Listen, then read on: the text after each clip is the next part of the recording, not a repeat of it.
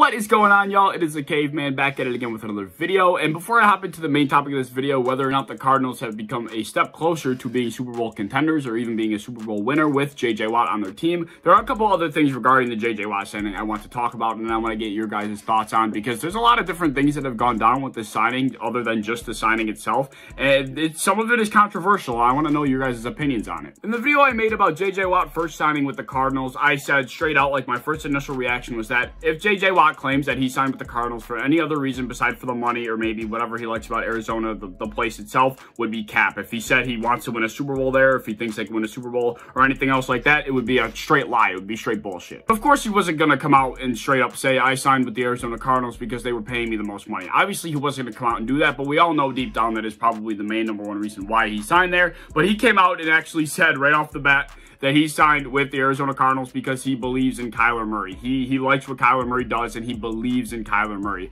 You know, I don't not believe in Kyler Murray, but if that's the reason you sign with the Cardinals, you have Aaron Rodgers and Josh Allen and numerous other quarterbacks that I would consider better than Kyler Murray that you could have signed with, that you could believe in. So I'm not sure. That's a complete lie. I mean, you can believe in Kyler Murray, but to say you believe in Kyler Murray and that was the reason why you chose Arizona, that's just not true at all, because you could believe in Aaron Rodgers and Josh Allen 4 times more, but that's beside the point. But like I said, we all knew he was going to make up some bullshit as to why he signed in Arizona. We all knew that was going to happen, and actually a report came out that he was on an interview and said it is actually nice to wake up and it's like nice outside, or it's like 70 degrees outside. I don't know, something like that, something along those lines. He enjoys waking up and the weather is nice, so that obviously played another factor into this. He just was not ring chasing is the bottom line here. But anyway, that doesn't really matter. That's just a bunch of bullshit. We know J.J. Watt is just full of shit if he's going to say he believes in Kyler Murray over any other quarterback he could have signed with. But anyway, the biggest controversial thing that came out of this signing is the fact that the Arizona Cardinals have a player that wore the number 99 and actually is retired by the Arizona Cardinals. His name was Marshall Goldberg. He played in the freaking Stone Age a long-ass time ago. I don't know when the hell he actually played, but the bottom line is he wore number 99 and the Arizona Cardinals had that number retired. Obviously, J.J. Watt wears number 99. He has for his entire NFL career. He might have even before that, even before he got in the NFL. I don't know the details, but I know number 99 is also J.J. Watt's number. So what were they going to do? People were like, what number is J.J. Watt going to wear? Because number 99 for the Cardinals is obviously retired, so he obviously can't wear number 99. But then all of a sudden it came out that J.J. Watt got the blessing from the Goldberg family that he can have the number 99 and that the Arizona Cardinals could unretire the number so he could wear it. And to me, that's a little sketchy, honestly. There's no other word for it. Like, why the hell would this happen? Why would they unretire the jersey? I mean, J.J. Watt's a fantastic player. He's going to be in the Hall of Fame most likely. Why would you just unretire the jersey so willingly, so quickly? Like, it was just like the snap of the finger. I can't snap for shit, but like so quickly, the blink of an eye, they freaking unretire the jersey. The dude's been here for 2 days. Like, the reason this is controversial, which I don't even think it's controversial, because it seems like from what I read on Twitter and from what I read on social media, is like most people are on the same page about this, but it's like, if I'm J.J. Watt or whoever I am, if I'm a player going to an organization and that number is retired in that organization, and that's my number, or that's the number I like to wear, even if I'm offered the number, I'm like, no, you know what, it's okay. I respect Marshall Goldberg. I respect what he's done for this organization. I respect his legacy. I will find a different number. I'll be okay. Like, I really appreciate it, but it's okay. I respect it, but thank you. I would not be accepting that offer. Other way this could have gone is that J.J. Watt somehow found the courage to ask for the number. I can't imagine under the sun that that's a possibility. There's no way that like, how could you have the balls to say, can I wear an unretired number? There's no way J.J. Watt could have the courage to do that. And I know most likely J.J. Watt didn't go and ask for the number. That's probably not what happened. I'm sure he was offered it. I'm sure something else happened. But the only reason why I have just a little funny feeling that could have possibly happened, that J.J. Watt could have somehow built up the balls to go and ask for an unretired number, is the fact that somebody from the Texans organization not too long ago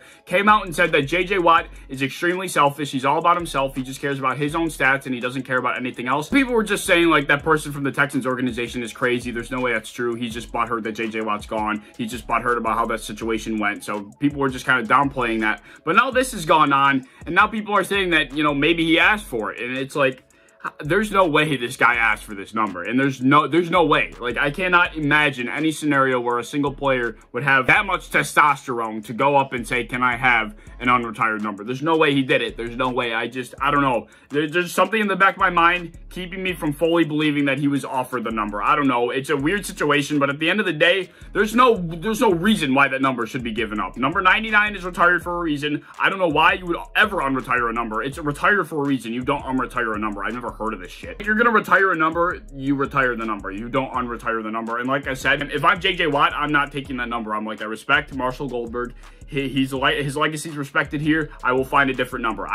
That's just how I would go about this situation personally. But I just thought that was a little sketchy and worth mentioning. But anyway, let's talk about the thick of the video. Does JJ Watt make the Arizona Cardinals a Super Bowl contender? So in my original video, when I talked about JJ Watt signing with the Cardinals, my initial reaction, I said straight out that JJ Watt at 31 years of age, him alone does not make them closer to being a Super Bowl contender. I really didn't think so. Like, yeah, sure, he makes them just a tiny bit closer, but they didn't even make the playoffs last year. Like, I'm not going to sit here and say they're going to be Super Bowl contenders because they signed JJ Watt at 31 years old. And honestly, I didn't think that statement was too, controversial whatsoever, but there were actually some people in my comment section saying, like, no, I think the Cardinals actually could be Super Bowl contenders next year. I think JJ Watt helps them tremendously. They could really turn it around. They had some unfortunate injury luck last year with Kyler Murray being hurt near the tail end of the year. People were saying that in my comment section, and then there were some people on Twitter saying the same thing. They were saying, like, the Cardinals could be Super Bowl contenders next year. I was a little shocked by that. I guess maybe I'm just a biased, salty Bills fan that the freaking Arizona Cardinals beat us on a Hail Mary last play of the game that will be remembered forever and ingrained in my brain forever, and I'll never be able to forget it. Maybe I'm just being a salty Bills fan, and I just can't accept the fact that the Arizona Cardinals are actually a pretty good team. So the Arizona Cardinals kind of turned this shit around relatively fast. Ever since they drafted Josh Rosen, that shit did not go well for them.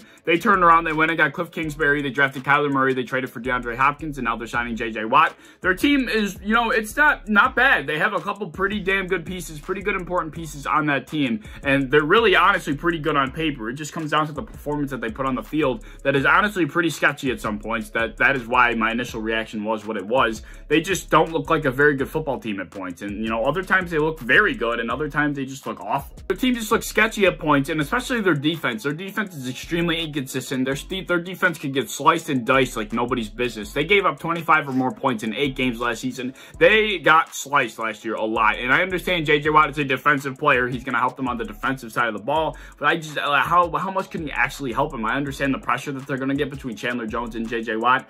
I don't know, man.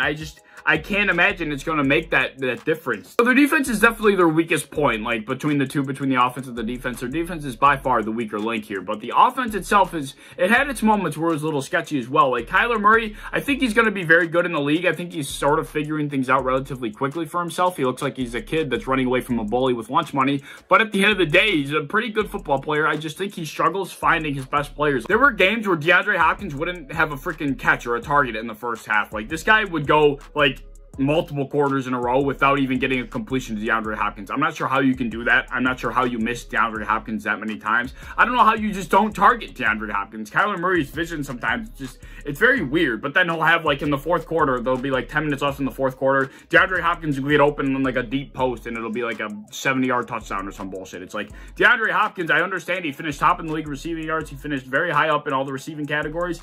It just seems like there were a lot of games where Kyler Murray just struggled to find DeAndre Hopkins when they really needed to, and those were points in games where they were really struggling. Like, they could not get their feet out of the mud on offense because Kyler Murray wasn't finding DeAndre Hopkins. It's the most simple freaking connection in football. When you have a #1 receiver like DeAndre Hopkins on your team, you throw it to him no matter what, and I feel like Kyler Murray, especially last year, just couldn't figure that out. I'm not sure why. Maybe that'll be different this year, but I don't see how JJ Watt makes that any better. Now, they definitely probably should have made the playoffs. They actually struggled with bad injury trouble, especially near the end of the season with Kyler Murray. I think he hurt his ankle or something like that. I don't know. He definitely got hurt, though. He wasn't performing nearly as well as he was the first half of the season. He definitely started to struggle near the second half due to injury. I would definitely expect them to make the playoffs this year. There's really no reason why they shouldn't. They actually are a very good team, especially on paper. When you're looking at the lineup up and down from top to bottom on paper, they're a very good team. So they definitely will make the playoffs. I have no doubt in my mind about that. But my biggest gripe with this team, forget the offense, Forget the defense.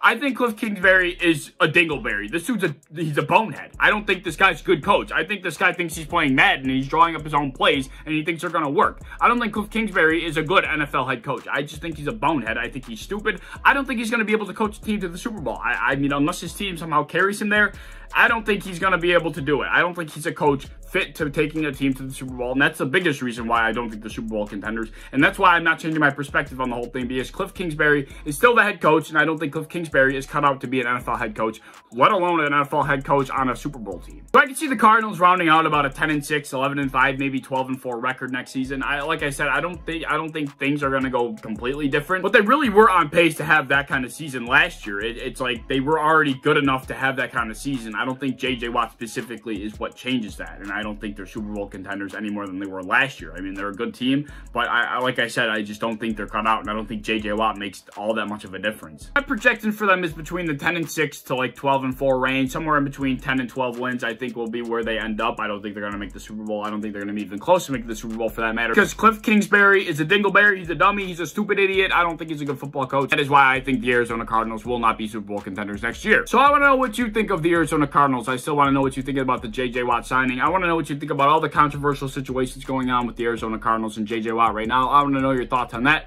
Do you think the Arizona Cardinals are Super Bowl contenders next year? I want to know down below as well. Let me know all your thoughts. I always like to talk to you guys. You guys know that. If you guys like the video, I would appreciate it if you like, subscribe, do all that fun stuff. If you want to hit the bell to be notified when I upload, I would appreciate that. If you want to go over to Twitter and follow me over there, I would appreciate that as well. But I hope to see you in the next video. Peace.